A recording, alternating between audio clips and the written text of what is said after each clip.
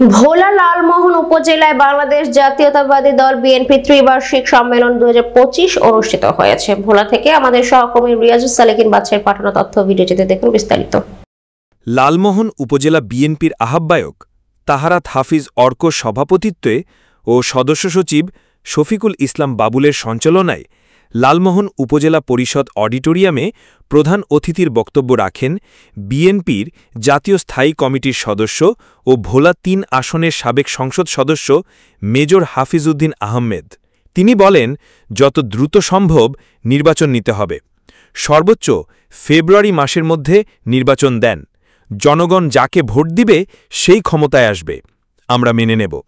এ সময় তিনি আরও বলেন, শেখ হাসিনা গণতন্ত্রের পথ অনুসরণ করেনি, করেছে স্বৈরতন্ত্রের পথ।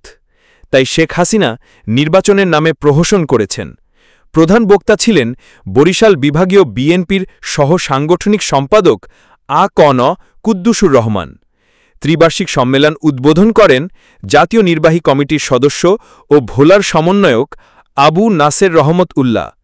এ সময় আরও বক্তব্য রাখেন ভোলা জেলা বিএনপির আহ্বায়ক গোলাম নবী আলমগীর, যুগ্ম আহ্বায়ক শফিউল রহমান কিরণ, সদস্য সচিব রাইসুল আলম।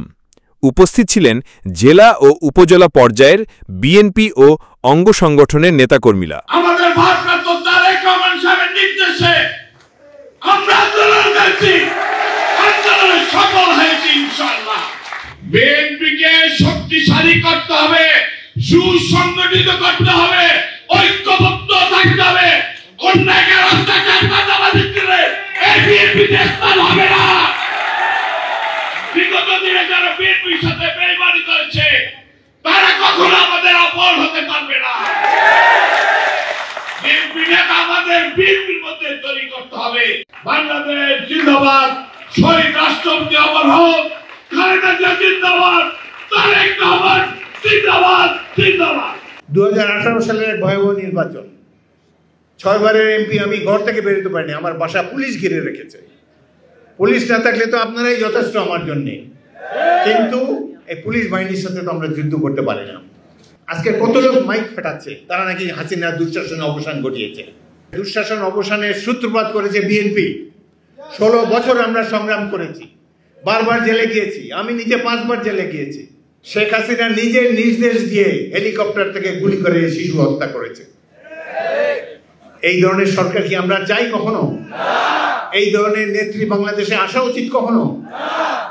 পুলিশ বাহিনী এখনো তাদের পক্ষে, যার জন্য গোপালগঞ্জের লোক এই ধরনের হামলা করতে সাহস করে, সেনাবাহিনীর উপরে তাদের হামলা করেছে। তো আমরা আজকে শপথ নিতে হবে, বিএনপি সৈনিক হিসাবে, বাংলাদেশি জাতীয়তাবাদের প্রবক্তা হিসাবে আমরা কোন ভারতের দালালকে বাংলাদেশের মাটিতে স্থান দেব না। আমরা প্রয়োজন হলে যে কোনো শক্তির বিরুদ্ধে আবার যুদ্ধ করব। আপনারা নিশ্চিন্ত থাকেন, বিএনপি সবচেয়ে জনপ্রিয় রাজনৈতিক